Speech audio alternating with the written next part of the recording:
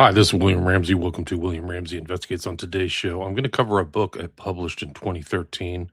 Title of it is Aleister Crowley, A Visual Study. And it wasn't kind of a major book. It's 250 pages, but I had it on sale on Amazon for $5 for the last 12, 13 years. And I just revisited it after seeing pictures of Crowley or alleged pictures of Crowley that have clearly been AI'd. So I think that this book kind of has its importance has increased over time in that it's a memorialization of this kind of pre-AI uh, visual evidence of Crowley. And you can get it. I'll put a link to it in the show notes. You can get it on Amazon right now. But it's kind of an easier way. My book about Crowley, Prophet of Evil, doesn't have as many pictures as this. And if you're a visual learner or you kind of like to see, there's a lot of pictorial evidence of Crowley.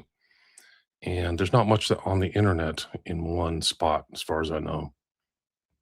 So I think, it's a $5 well spent. You can also see my documentary, Prophet of Evil, on my Patreon. That's $5 a month. You can just go check it out. It's under shop. You go to SHOP and you can see all five of my documentaries. I'm going to try to reload them to Amazon when I get the chance. But this book, I think, is kind of interesting. And I did it through Apple's iBook. So I used a particular formatting device. That's why it looks the way it is. So, and I think it stood the test of time. It's a decent book. It's not my most well received book or my most purchased book, but people found some kind of benefit reading through it. And you'll see these are pictures of Crowley right on the front page here. That's an older Crowley right there with the pipe. That's Crowley probably in his 50s.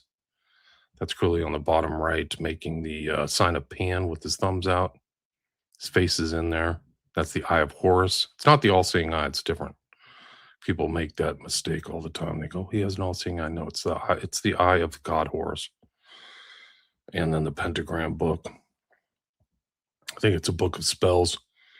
And then Crowley, after he came back to England from the United States, this kind of right wing uh, newspaper from the time wrote a bunch of articles about him. Another traitor trounced, career and condemnation of the notorious Aleister Crowley.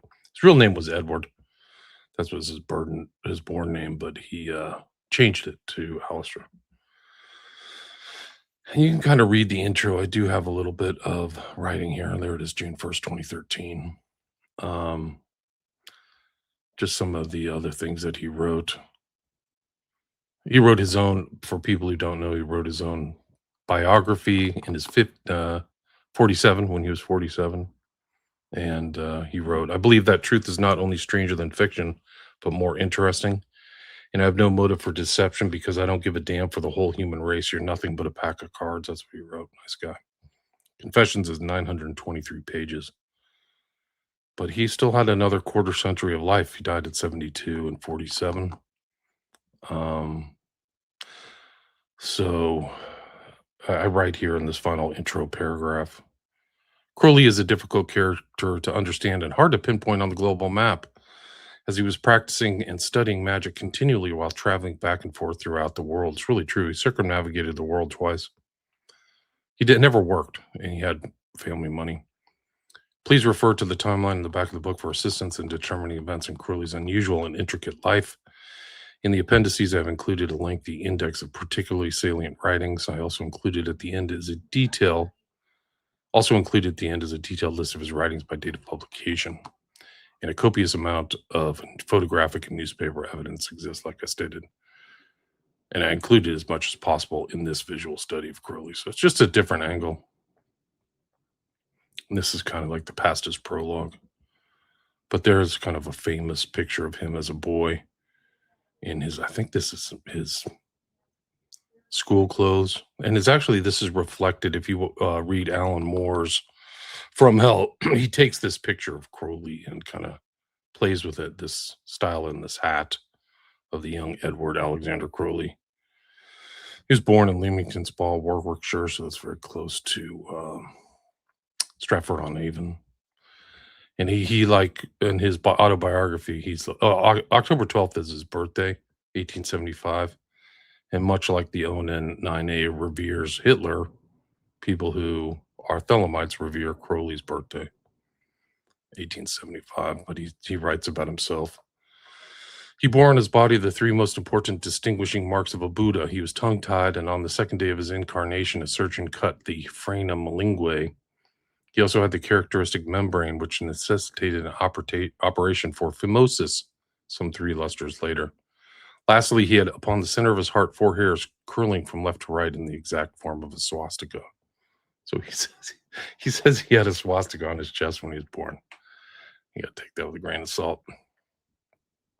His family was influenced by Derby.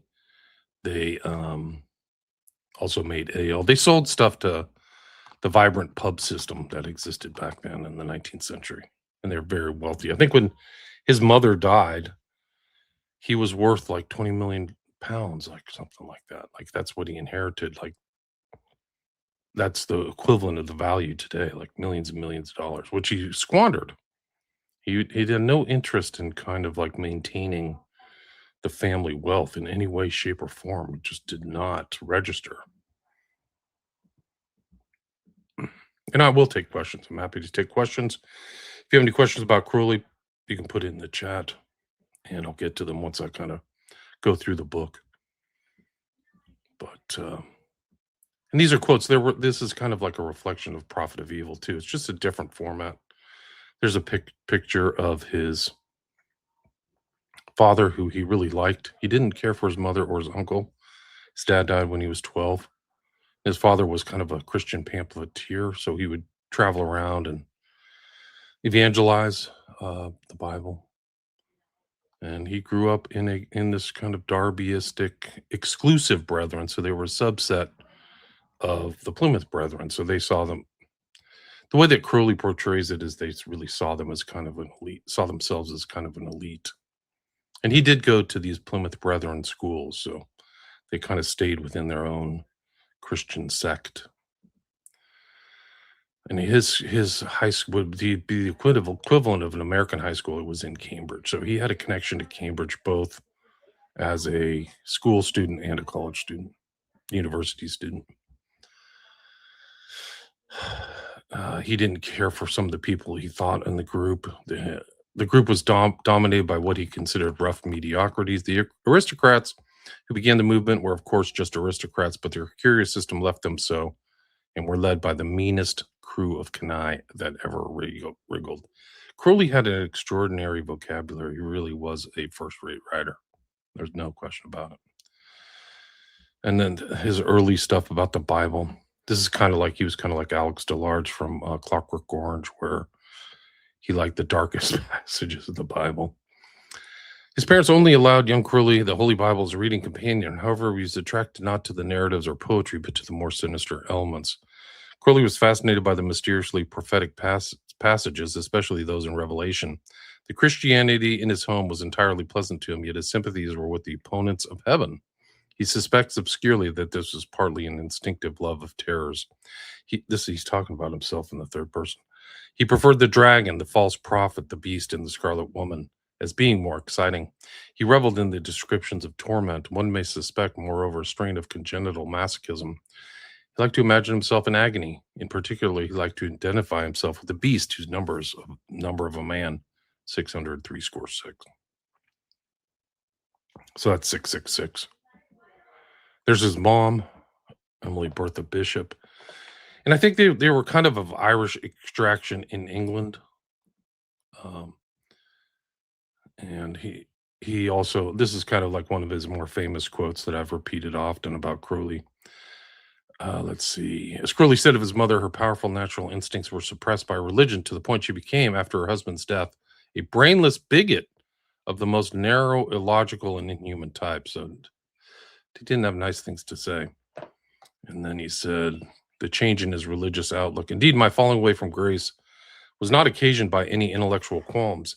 I accepted the theology of the Plymouth Brethren. In fact, I could hardly conceive of the existence of people who might doubt it. I simply went over to Satan's side, and to this hour, I cannot tell why. I was not content to believe in a personal devil and serve him in the ordinary sense of the word. I wanted to get a hold of him personally and become his chief of staff. So people who say like Crowley is a dabbler or something, this is an acknowledgement that he's a Satanist.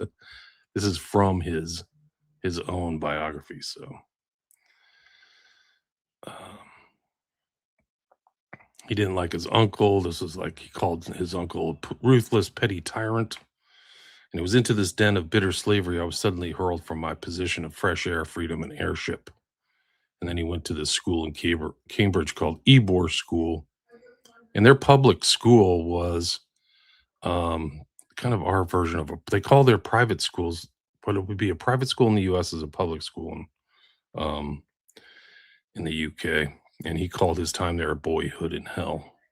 Harassment, bullying was kind of like another brick in the wall or something. And he said he almost died. One penalty young Crowley endured is retold in his book, The World's Tragedy. According to Crowley, the world's tragedy is Jesus Christ. But he says, I remember one licking I got on the legs because flogging on the buttocks excites the victim's sensuality. 15 minutes prayer, 15 strokes of the cane, 15 minutes prayer, 15 more strokes, and more prayer to top it.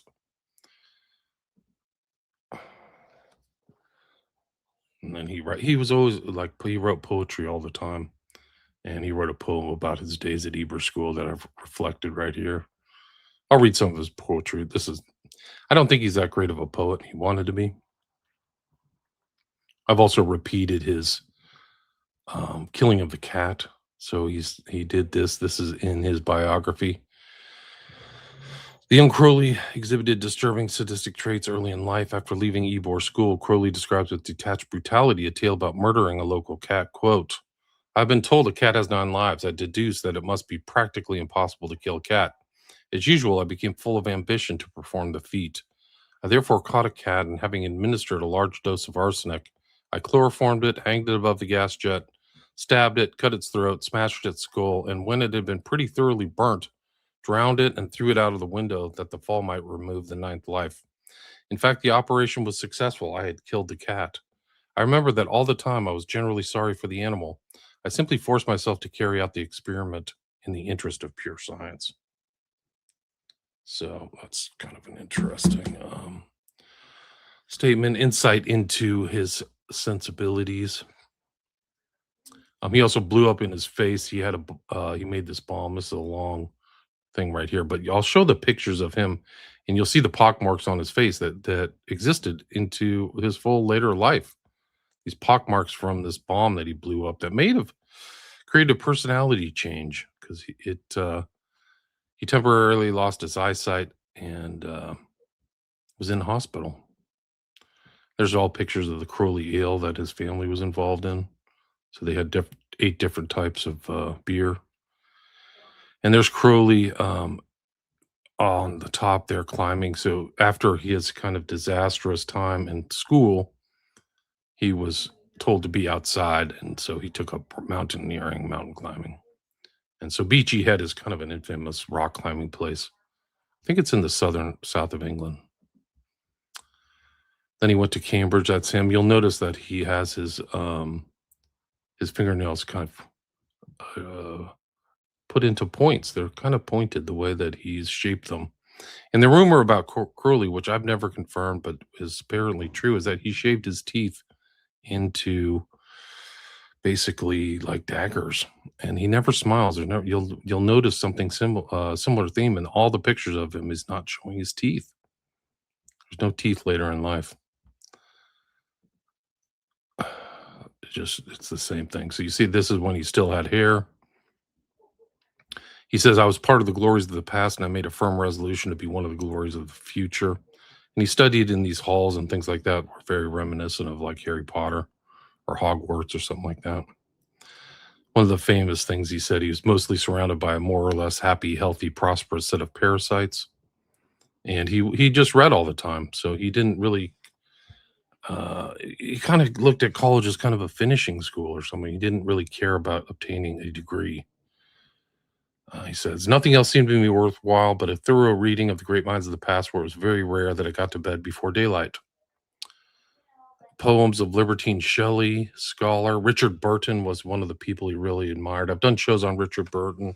He was really one of the early adventurers, and he learned a lot from Burton because Burton would take on these fake names and put on costumes and take on these personas. And Crowley ended up doing the same thing. It was kind of like his idea of having fun as kind of a British aristocrat at the top of the British Empire. He was an excellent chess player.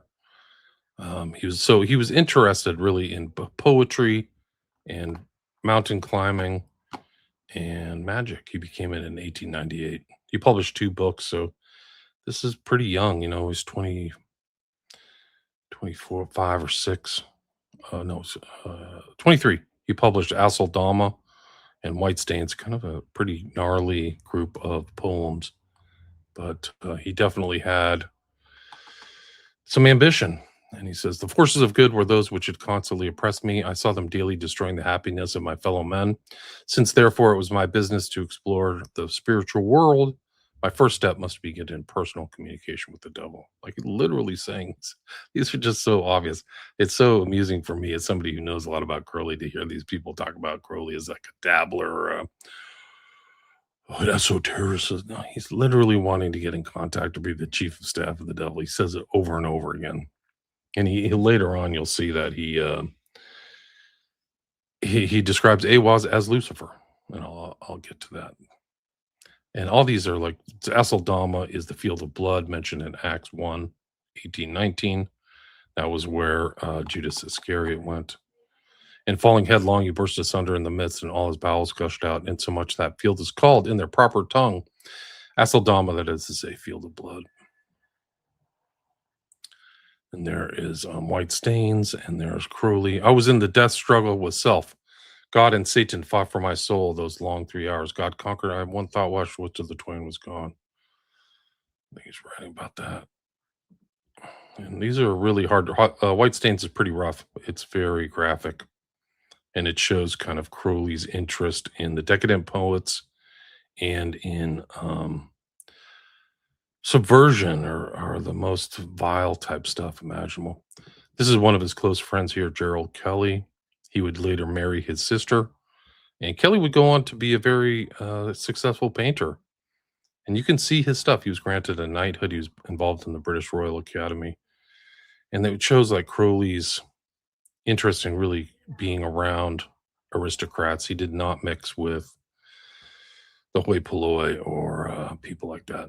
And then the other person who influenced him was this guy, Oscar Eckenstein, who was this esteemed climber. And this is also a connection to Richard Burton. And he says, Sir Richard Burton was my hero, and Eckenstein his modern representative as far as my external life was concerned, wrote Crowley. So these are the people he saw as people to emulate. And there's Burton here. Let's see. He took a spear to the face in Africa. You can see this here. It literally went through his jaw. Like it went from one side of his jaw to the other side. Like imagine sticking a toothpick through there, but that was a spear. So he had this scarred face. Spoke tons of different languages. Was really a remarkable guy, like just something else. So you could see why he was admired by Crowley. He's also bisexual at Cambridge. Crowley was.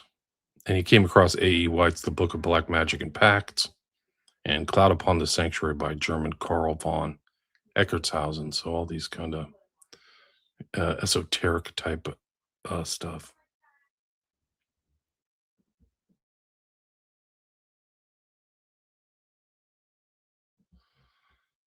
So then there's like this one fatal climbing expedition he talks about. And he kind of mocks these people, his whole family who died. And then they came back in a bag. And he kind of laughed about it. Like he's all like, this is a very dangerous climb. Don't go. And then they all died. The whole family died. And Crowley laughed about it. And that's in his autobiography. These are some of his drawings. And he was there for Victoria's reign, English Empire with the Diamond Jubilee.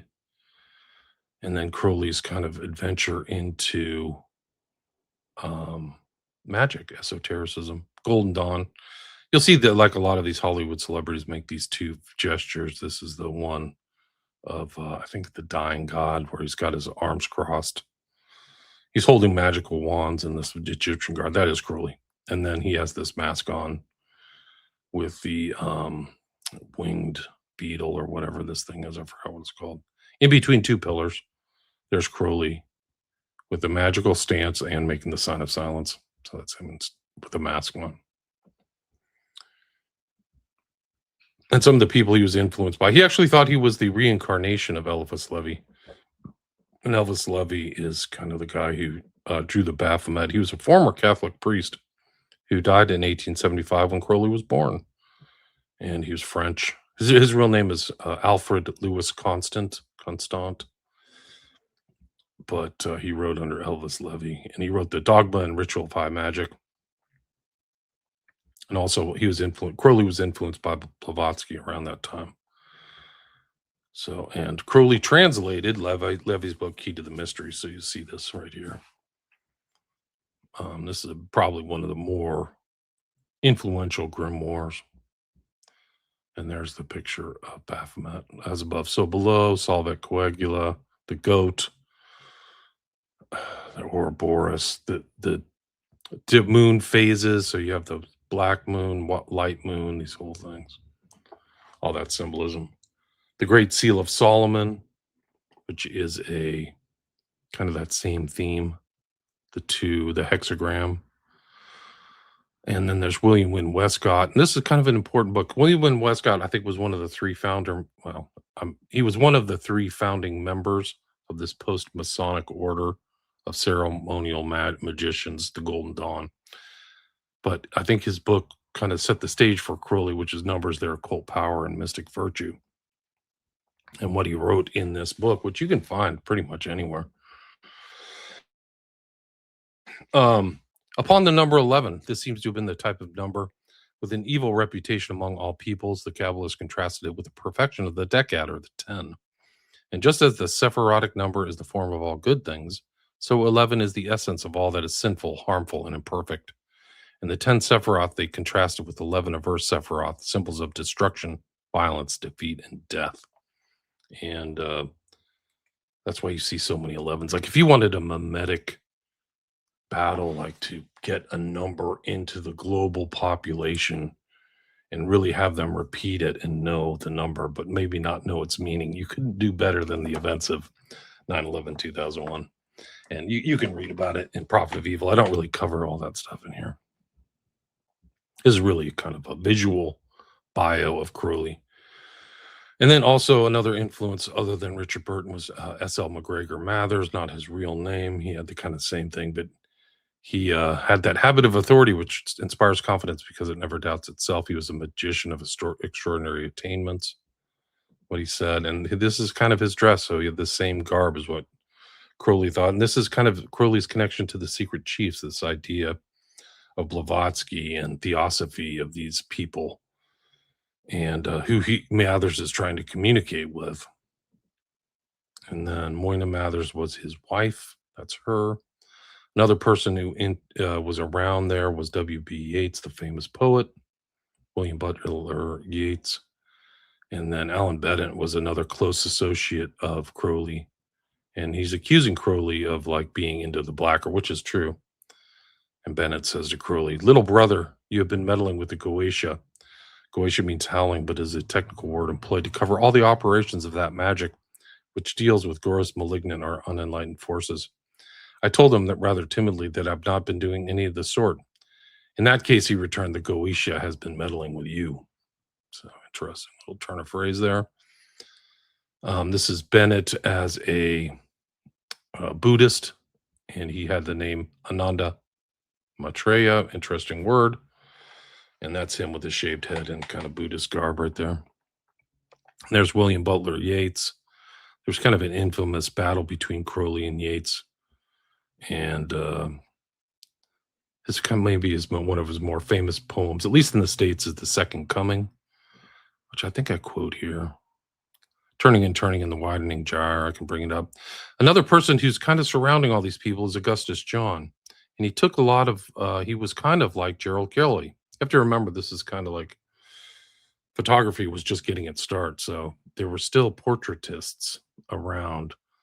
And Augustus John was a portrait. One of the interesting thing of Augustus John is that Ian Fleming he idealized Augustus John's life.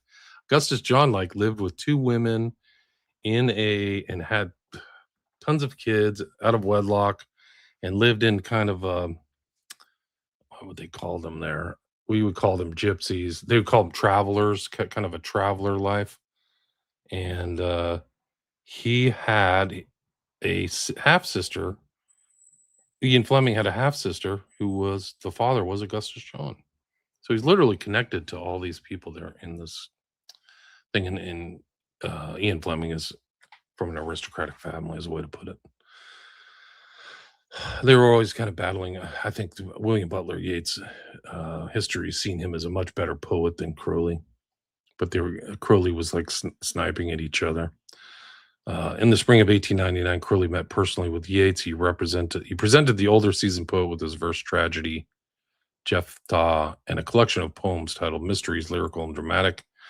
Rebuffed by the distant Yeats, a disappointed Crowley angrily recorded in his autobiography, "I never thought much of his work. It seemed to me to lack virility."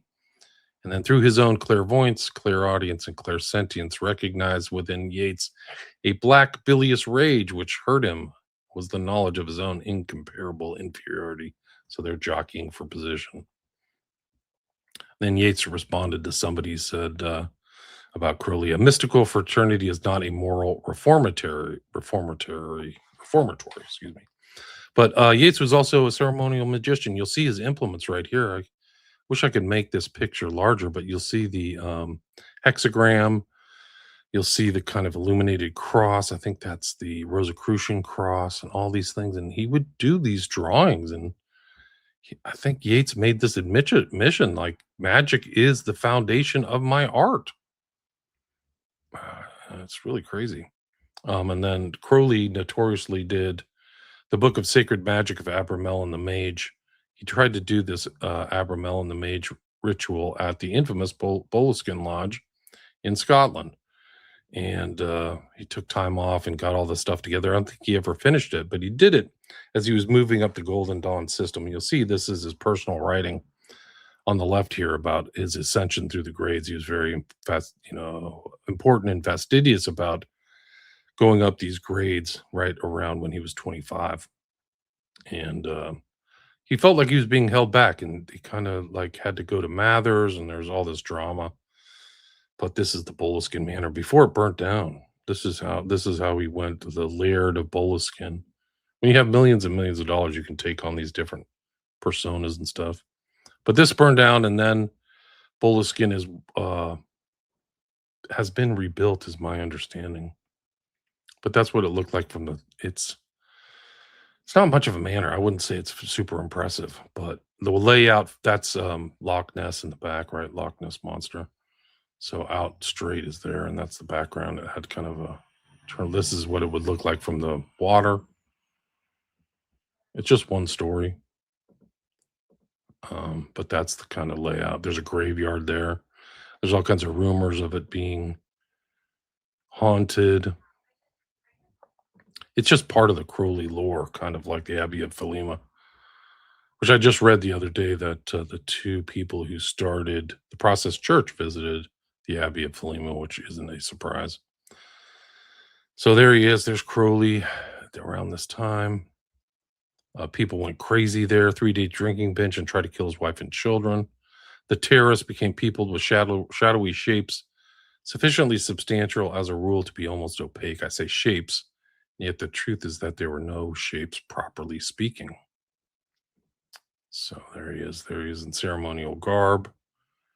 He has his hair there. He's probably 25, 30. This is before the Book of the Law.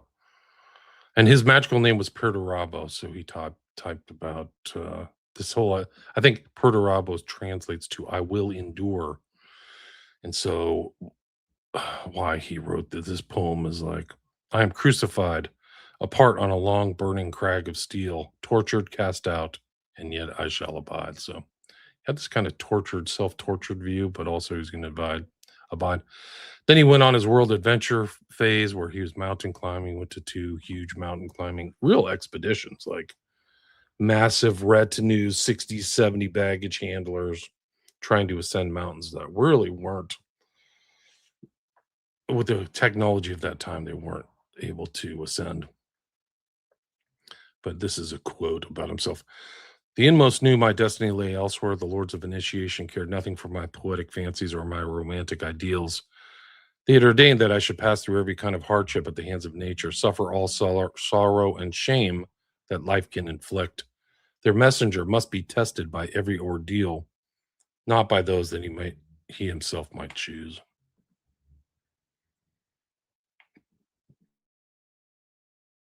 And you'll see Crowley like this thing that he is like a um changeling. Like you see different parts of him. Like you would never recognize Crowley like this with a tie and a hat and smoking a pipe. But here's his hymn to Lucifer. The key of joy is disobedience. He was a world adventure. One of his quotes: I've had been almost overwhelmed by the appalling responsibility of ensuring my own damnation and helping others escape from Jesus. I found that the world was, after all, full of delightful damned souls, of people who accepted nature as she is, accepted their own place in nature and enjoyed it, fought mean and despicable things fairly and firmly wherever they met them. So you see that oppositional nature. And then he ends up in New York Harbor, 1900. He travels from there to Mexico City. He stays there and supposedly makes himself invisible. He writes a play called Tannhauser. There it is right there. He climbs a couple big mountains there. And actually, here's G.K. Chesterton, who said something nice about Crowley. Mr. Crowley is a strong and genuine poet, and we have little doubt he will work up from his appreciation of the Temple of Osiris, that loftier and wider work of the human imagination, the appreciation of the Brixton Chapel. So there's Alan Bedden again with yoga. So Crowley travels and does all the yoga type stuff.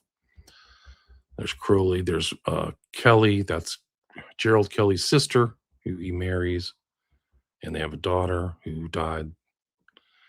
And then he travels around. He's in New York again. Like I said at the intro, it's hard to kind of trace him and keep him on a map because he's moving around a lot. In 1902, Crowley and Eckenstein, who I mentioned earlier, met in Kashmir to attempt an extremely difficult mountaineering challenge.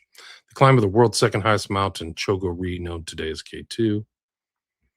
It was a logistical nightmare, sizable caravan of 230 men. Terrible weather, so they didn't make it. He had also, Somerset Maugham wrote a book based on Crowley called The Magician, and this character is Oliver Haddo. And they wrote about it, and he's like, oh, Mom had taken some of the most private and personal incidents of my life, my marriage, my explorations, and my adventures with big game, my magical opinions, ambitions, and exploits, and so on. He had added a number of many absurd legends, of which I was the central figure. He had patched all these together by innumerable strips of paper clipped from the books which I had told Gerald Kelly to buy. I had never supposed that plagiarism could have been so varied, extensive, and shameless. So, not very nice. So there's The Magician. You could still read this. There's actually a movie about it, about Crowley, based on this Oliver Haddo. And Mom knew Crowley, so he wrote about Crowley. Now, one of the themes that I kind of kept in my books is try to like people who actually knew Crowley and could make statements about him. And Mom was one of them. He says, I took an immediate dislike to him, but he interested and amused me.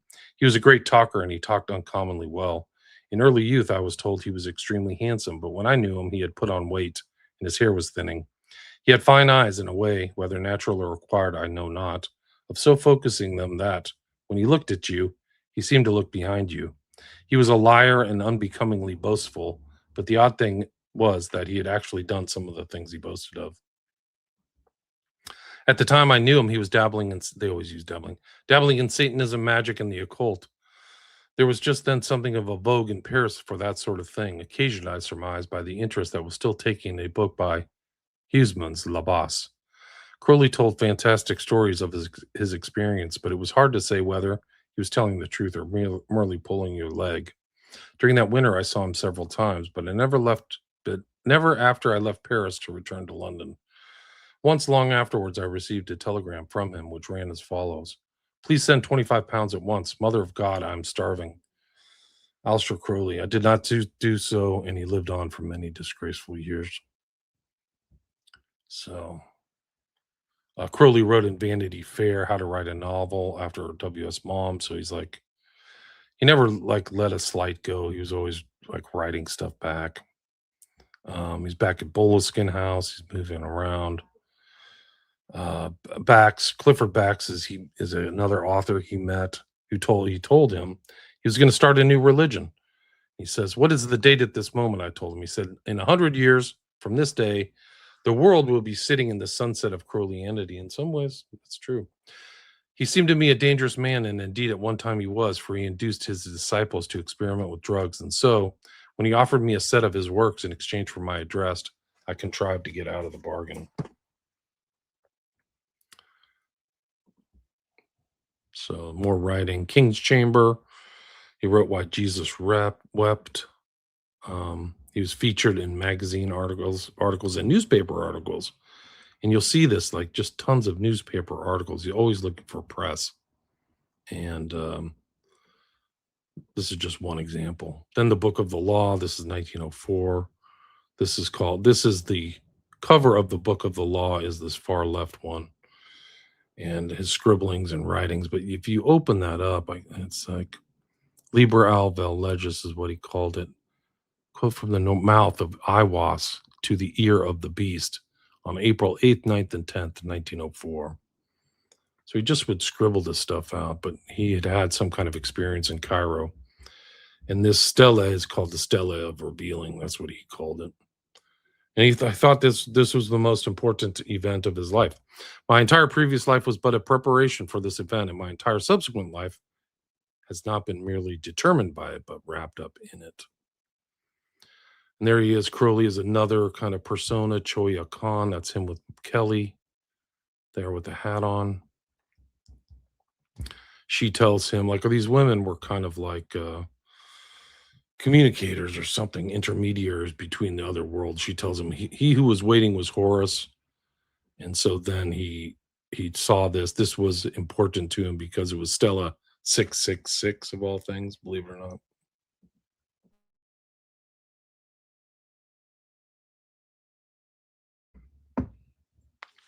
It's at the Egyptian Museum. It was called Bulak back in the day, but I think they've changed the name.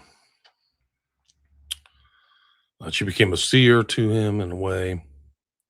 And then he wrote 65 handwritten pages, the Book of the Law. And he says here, "I was proud of my personal prowess as a poet, hunter, and mountaineer of admittedly dauntless virility. Yet I was being treated like a hypnotized imbecile, only worse, for I was perfectly aware of what I was doing. My own unconscious was thus in alliance with Awas. Taken between two fires, my conscious self was paralyzed so long as the pressure lasted. We are forced to conclude that the author of the Book of the Law is an intelligence both alien and superior to myself." Interesting wordplay. Alien.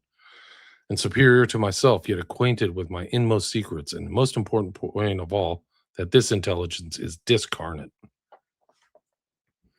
And so this is why I titled my book Prophet of Evil, because this whole thing made him kind of a prophet. And he used this term, do what thou wilt should be the whole of the law, 11 letters.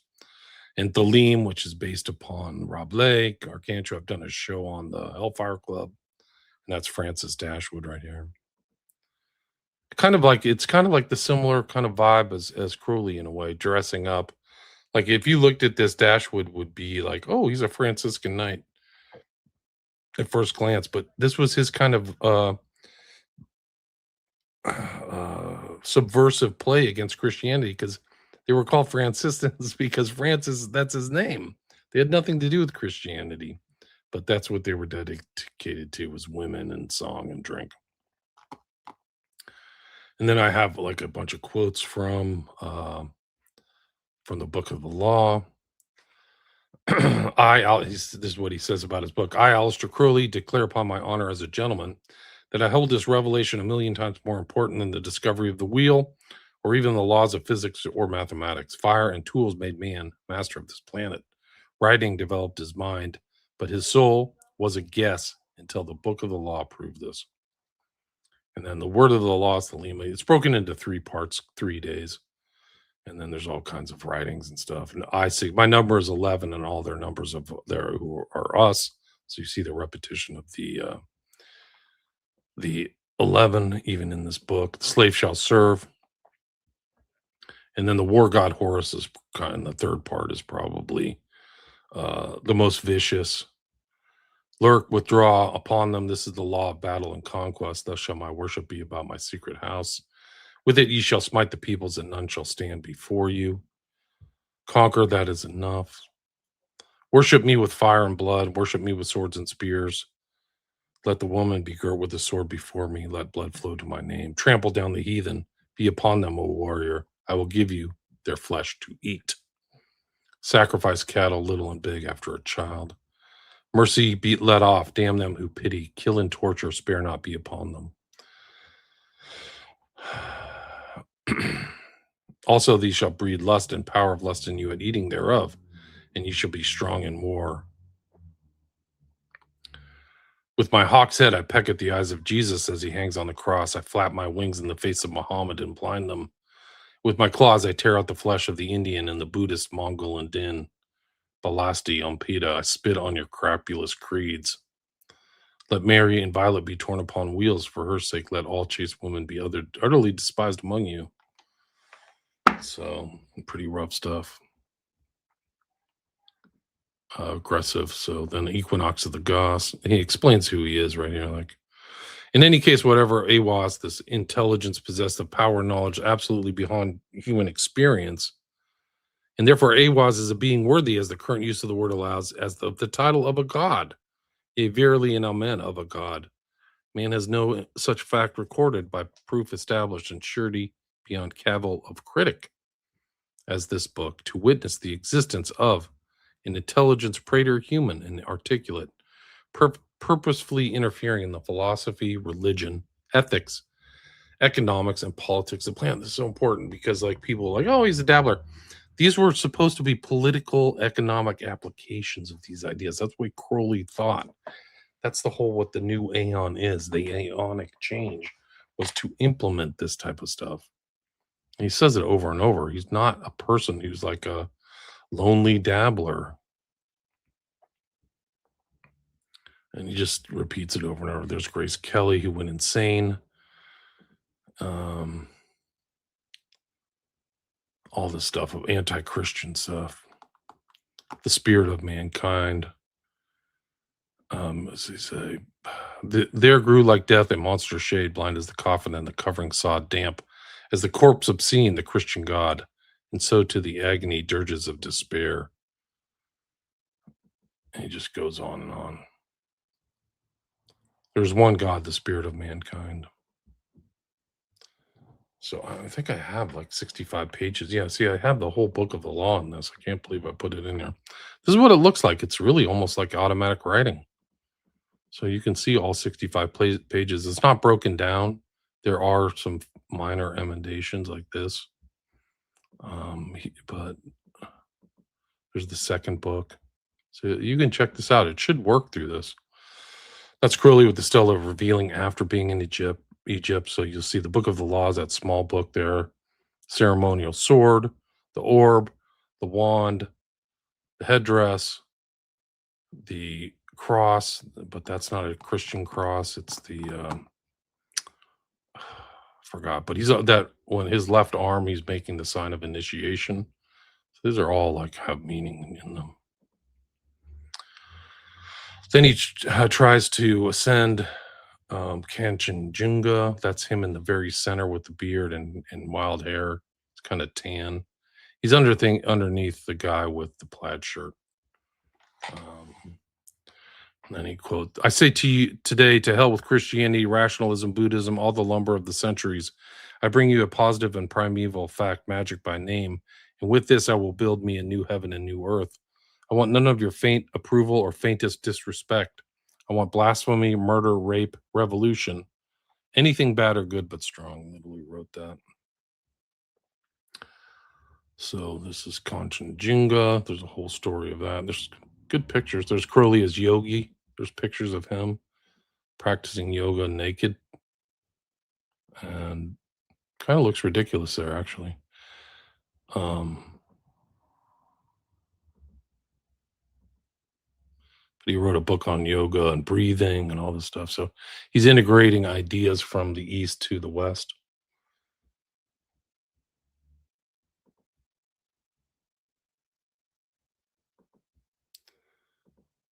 I included some of the there he is. This is probably him around 30, 35. Poet, he's featured in the New York Times here. This is the New York Times article. That's a Rosicrucian cross. Sorry, I forgot. He was wearing that earlier, but here he has the horns of Pan, sign of Pan, in the New York Times in April 17th, 1910. Then Mage to Master. He started the Star in the West with JFC Fuller, World's Tragedy. Here, this is all anti-Christian. And the pen of Crowley, like that of Saladin, Swinburne, and Shelley, is but another douche of cold water to wake the frowsy sleepers of the night and wash from their gluey eyes the nightmare of Christian supremacy.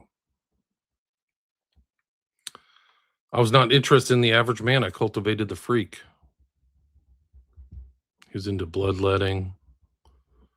He believed in powering certain items, so rings and things like that.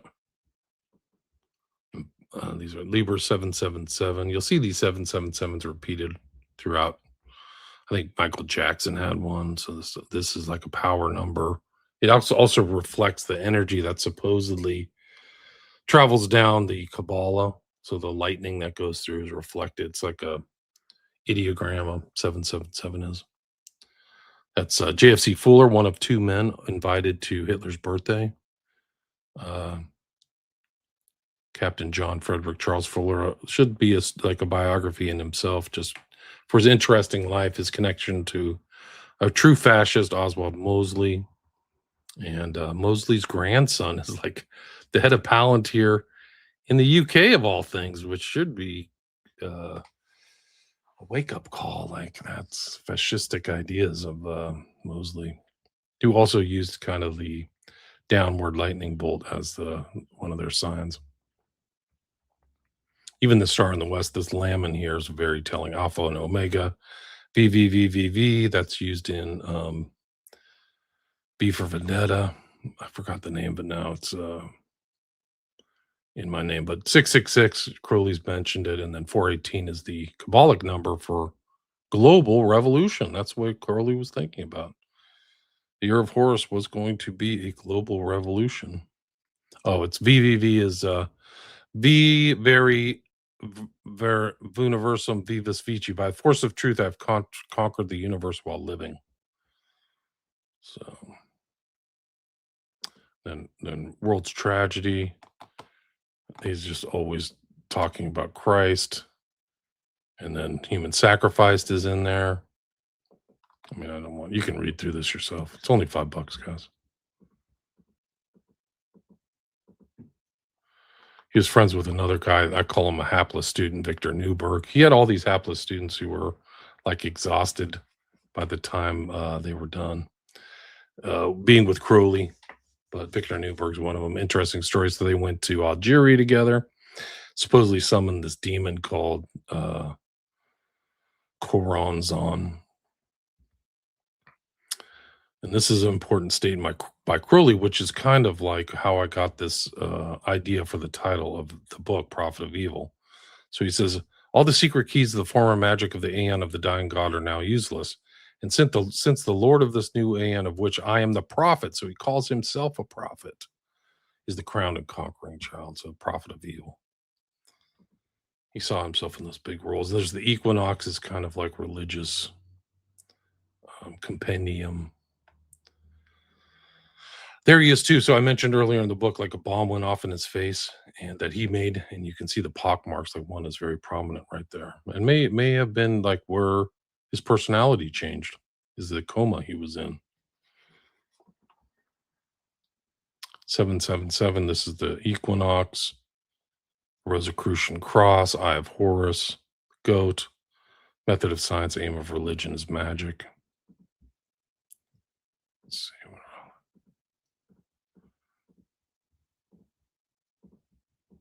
This is actually a sign that they'll make when they're doing magical stuff. It's like you focus the will and force it forward. And then these are a lot of these are the sign of the grades. Like there's pictures of the Beatles making these signs in one of their albums. Maybe I'll do this in two parts. I'm only 100 pages through. What he did to Newberg is he made Newberg cut his arms every time he did some kind of inappropriate thing magic, and you can see Newberg's arms. They look like they've been just destroyed here. It's really, and they're doing Enochian magic too, he and Newberg, and they're doing it in Algeria, where they Crowley did his own rites of Eleusis. So it was interesting. There's Crowley up at top, presiding over the rites. It was memorialized in the newspapers. You see the newspaper articles. It was redone. This is his picture. This is the original picture from his rites, but it was redone, I think, in 1990. But it's actually a pretty good picture of Crowley. There's not too many really good quality pictures, but that's one of them. Featured in London and New York Times in 1910 or 11, so it's a worldwide event. And Newberg was in this, so this guy Newberg was dancing around. And Newberg became kind of a literary influencer from some known poets too later on in life after he got rid of Crowley, or Crowley got rid of him. If you're familiar with kind of some of the early directors, one was Preston Sturges, and his mom was a girlfriend of Crowley for a little bit. And Sturges, that's him right there. He's like, he didn't like Crowley at all. He's a total chain smoker, Sturges was, but he's like the practitioner and staunch defender of every form of vice historically known to man, generally accepted as one of the most depraved, vicious, and revolting humbugs who ever escaped from a nightmare or lunatic asylum, universally despised and enthusiastically expelled from every country he ever tried to live in. Mr. Crowley, nevertheless, was considered by my mother to be not only the epitome of charm and good manners, but also the possessor of one of the very few genius-breathed brains she had been privileged to observe at work during her entire lifetime. Ask me not why. Book of Lies, bunch of paradox stuff, more Crowleyan papers, newspaper articles. Then he joins the Ordo Templi Orientis. And these are, I mentioned Augustus John back earlier and the connection to Ian Fleming. This is an Augustus John piece right here on the right. That's him, Crowley with his eyes closed.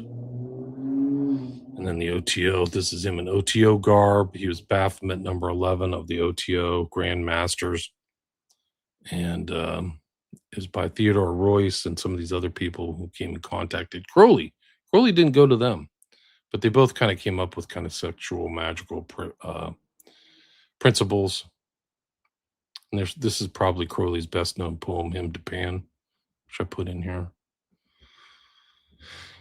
He wrote about black masses, Hymn to Satan, and then a travel to America, Moonchild.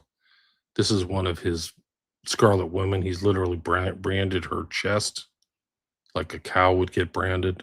And that is what he called the mark of the beast. And he came over to the United States on the Lusitania, of all things. And here is Virek.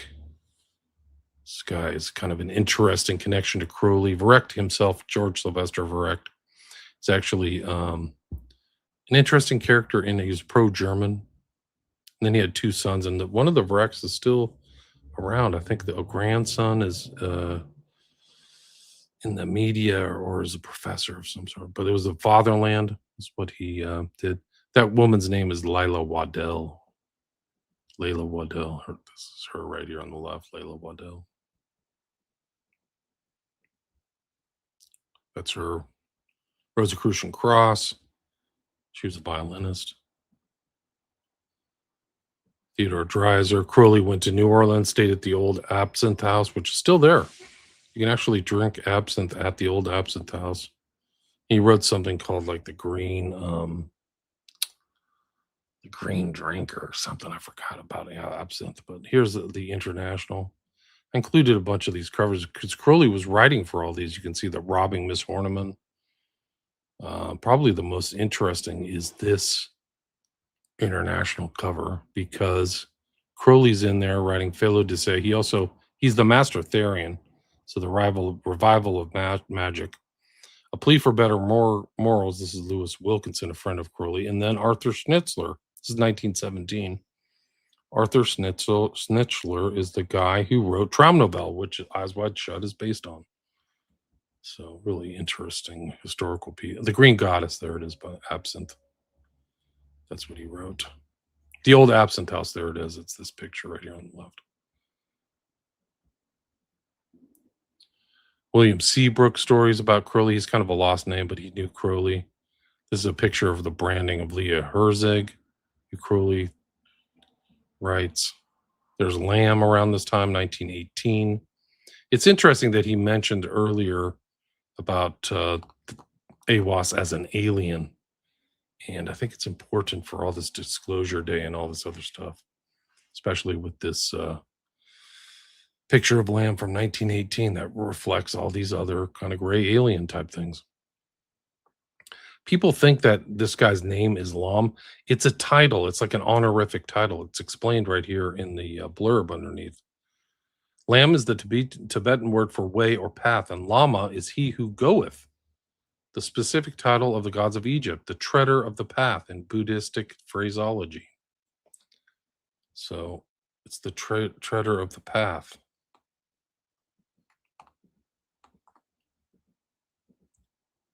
More Crowley, Rasputin, the sorcerer of Russia and the fatherland. Yeah, so they kind of knew that I'd done shows on Rasputin.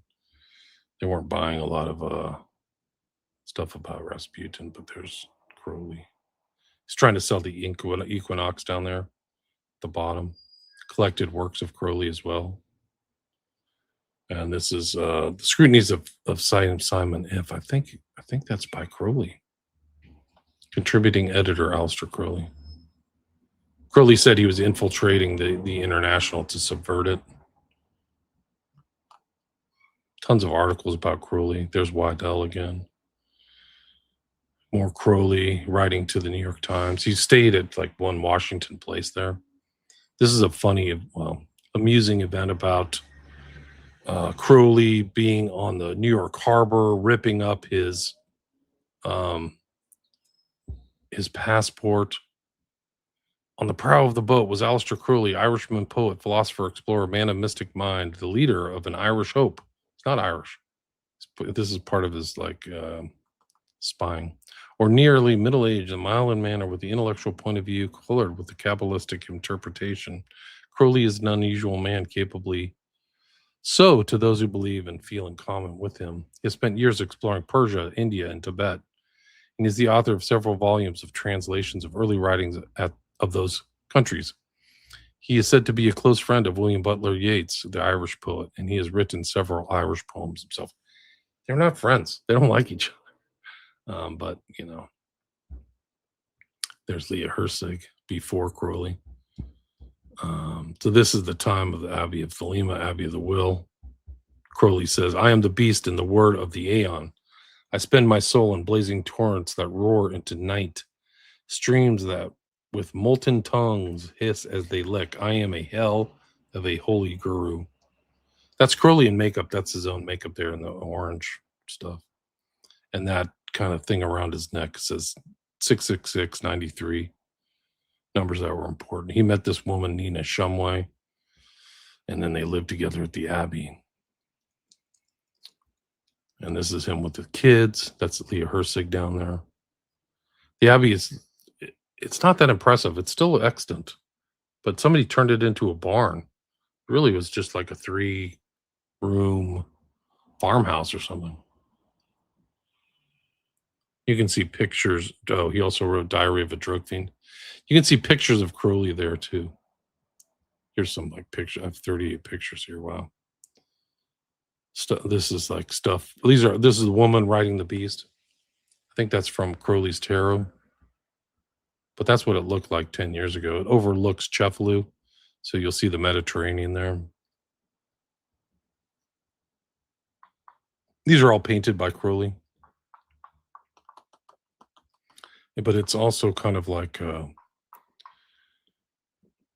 traveling point for all these occultists to go here and look around.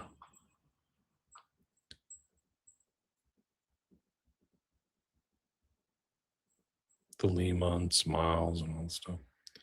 So I could probably add to this. I haven't looked at the H.L. Mencken. He had a friendship with Mencken. There's Raoul Loveday. That's the guy who died at the Abbey. And then Betty May wrote a book called Tiger Woman that she knew Crowley and was freaked out by him. But most people who are pro Crowley never mention her name because she did not have a high opinion of him. But like called him nasal accent.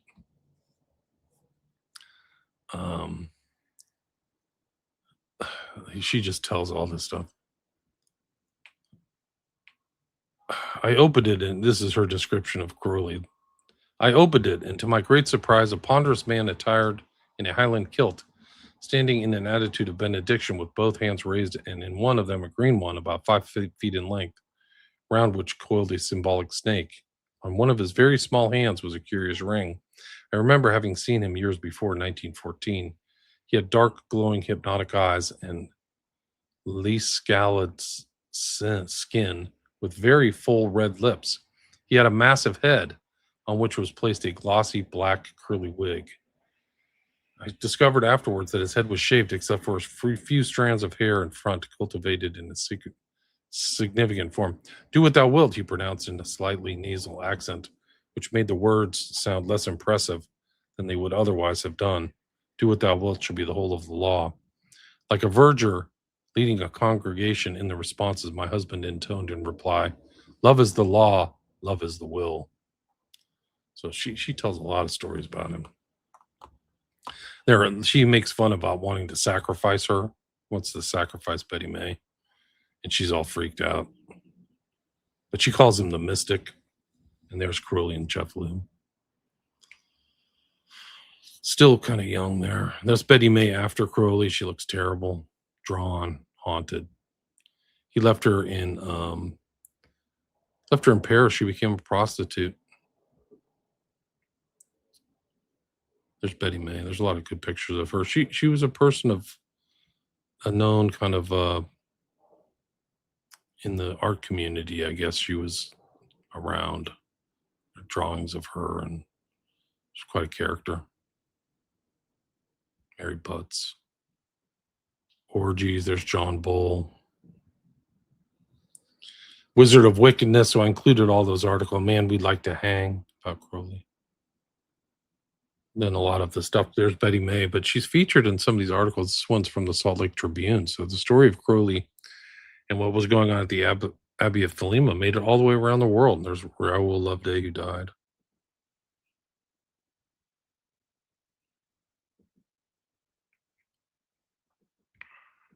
Jane Wolfe was kind of a known person. There's some of Crowley's paintings. He gets kicked out of Italy and France. I've infected the round world with corruption. He sure did. So he was kicked out of Italy by Mussolini. He also had this kind of rivalry for world teacher with Jiddu Krishnamurti, which you see here. And Fernando Pessoa was a very well-known author, I think in the either Spanish or Portuguese world. I'm not sure he's as well known here in the States, but Crowley's with him right here. Seem to be playing chess. There's a lawsuit with Nina Hamnet, Israel Regardi. I included the full tarot, Gerald York, who kind of kept a lot of Crowley's stuff and became a kind of a follower. Why France finally kicked out the high priest of the devil cult. There he is, this picture of Crowley, like I showed earlier, he's doing the magical gesture.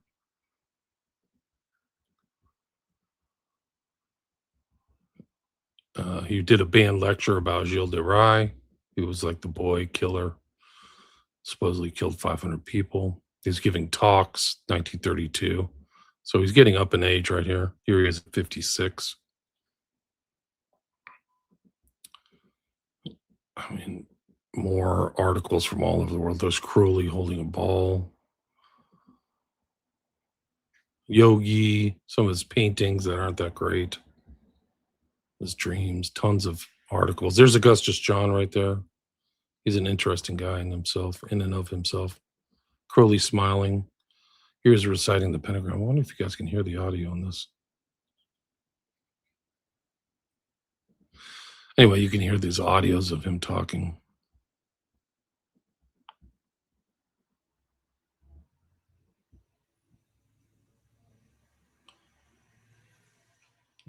Publishes Magic and Theory and Practice.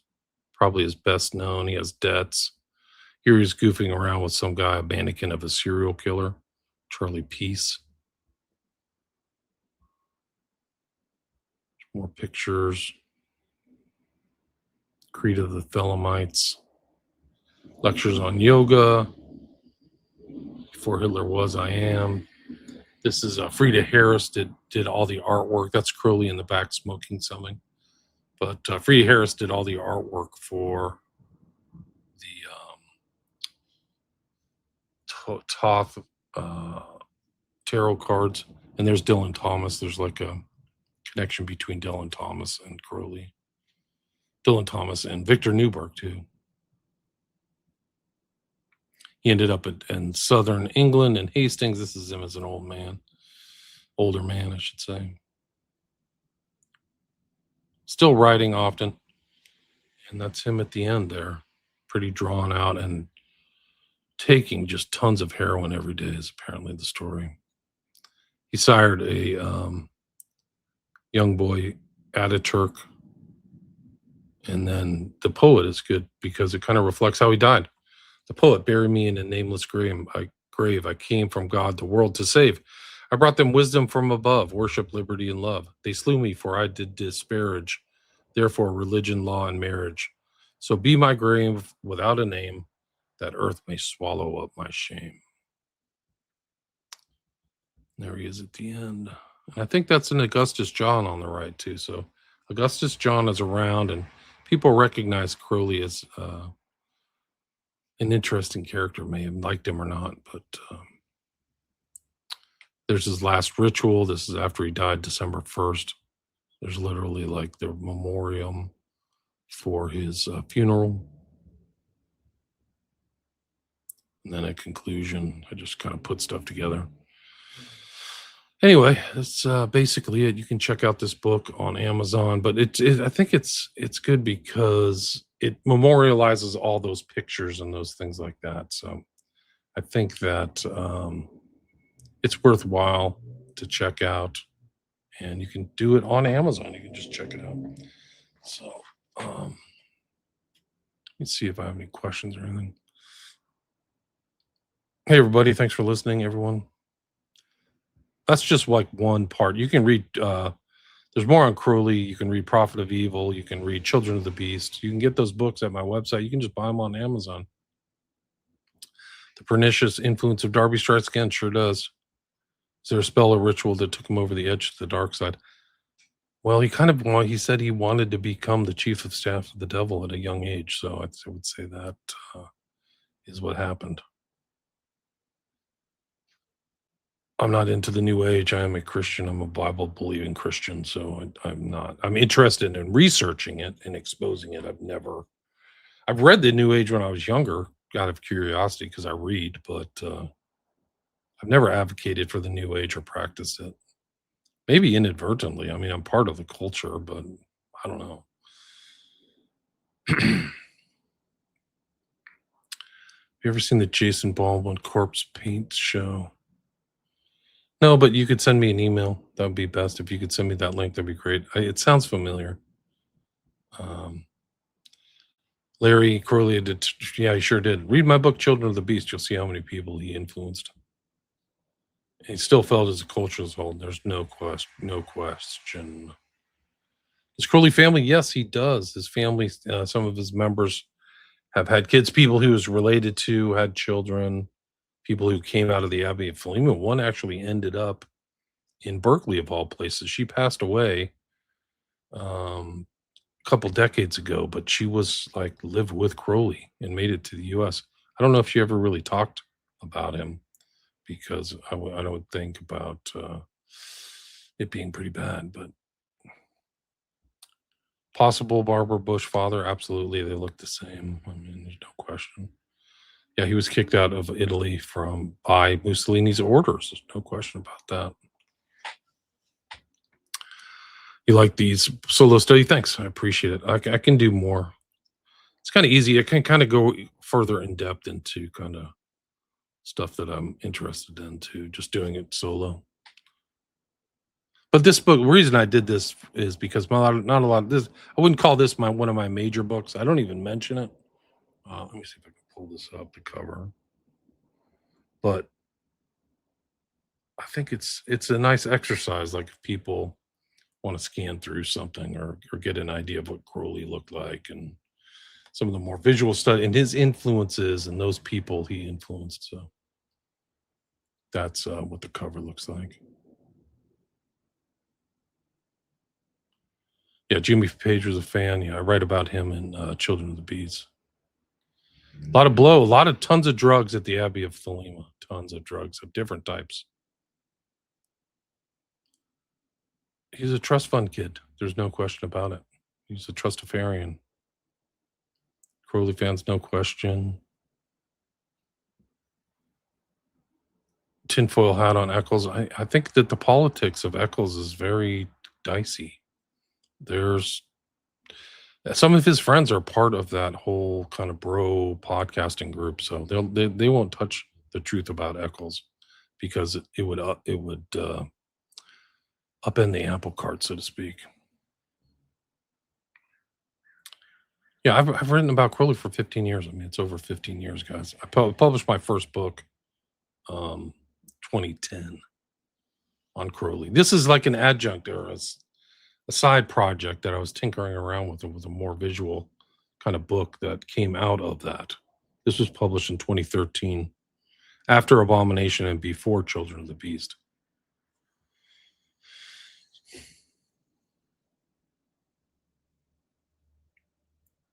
Let's see. I'm just kind of going through these statements. The chat. I have 300 people in the chat. Thanks for listening, everybody live. I really appreciate it. If anybody has any questions, you can put it in right now.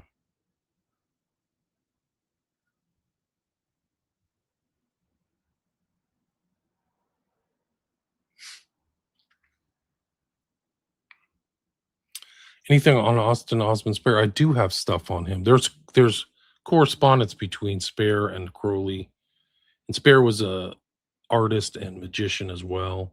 Didn't have the kind of impact as Crowley, but they knew of each other. So I'm very familiar with Spare. I do have some stuff on Spare. I'd have to go back through one of my older hard drives, but I was interested in Spare when I was researching Crowley, just about his every man and woman is a star is a quote from the Book of the Law. So Tsar of the Star, that's what it's from. Yeah, Netherwood boarding house. Yeah, I just showed that. Yeah, feces. Yeah, he's a coprophiliac. Not a philiac, but he definitely engaged in coprophagia, is the polite term, among other horror shows stuff. Let's see. Anyway, that's basically it. I don't see any questions. Check out the book. It's on Amazon. Full title again is Aleister Crowley: A Visual Study, and from 2013. And those are actual non-AI pictures. The book wasn't put together with AI, so check it out if you can. But thanks for listening. Thanks everybody. Thanks for joining me. I really appreciate it. Have a great week. Thanks for all your support. Every book you buy kind of keeps me going. You can check out some of the stuff ad free. I don't think YouTube is a great site. It's a bunch of lame ads, and they put a lot of stuff in there. So you can check out my stuff for $5 a month. You can get it ad free on Patreon, all of it. The interviews I've done with other people that I may not post. I just posted some stuff, some articles there. It's a vast repository of information that isn't even on my website. So Patreon is more active, and I also respond there easily. The best way to contact me is through email, message me on X, or Patreon. That's the best thing. So people, like, I don't have time to check all of the comments under each one of my videos. There's no way I can do it. But yeah, one of the interesting things, like I stated at the intro, no pictures of Crowley smiling or showing his teeth, which is a bit unnerving. Anyway, thanks guys. Thanks for listening, and have a great day.